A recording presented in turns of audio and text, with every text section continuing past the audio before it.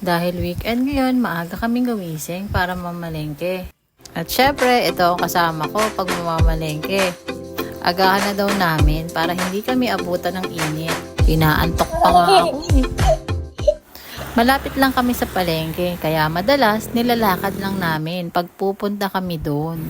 Napatagal kami sa pagtawid kasi akala ko yung mga mama doon tatawid, yung pala nakatambay lang sila.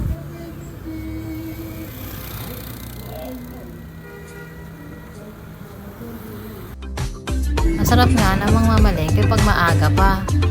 Ito nga at nakakita agad kami nitong bayabas. Dito kami sa mga gilid bumibili kasi mas mura kaysa sa loob ng palengke.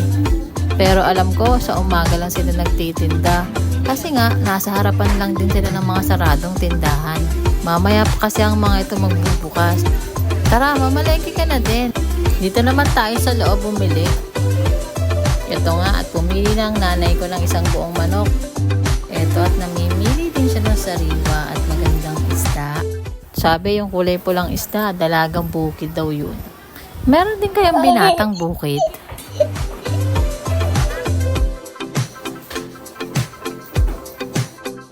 Sabi ni mami ay dito daw ako bibili kasi ito daw ang suki niya sa mga ibang gulay pa.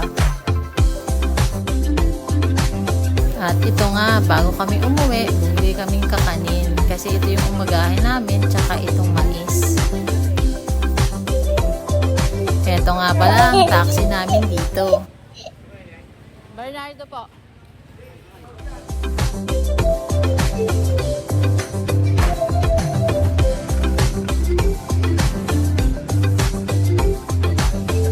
Ito nga at napamarites na ang nanay ko.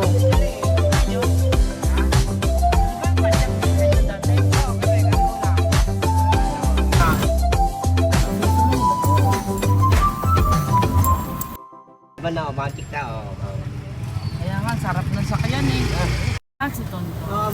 Alam mo bang hanggang sa makarating kami, nagmamarites sila? Sinigang nga pala ang ulam namin. Kaya tara, kain na tayo.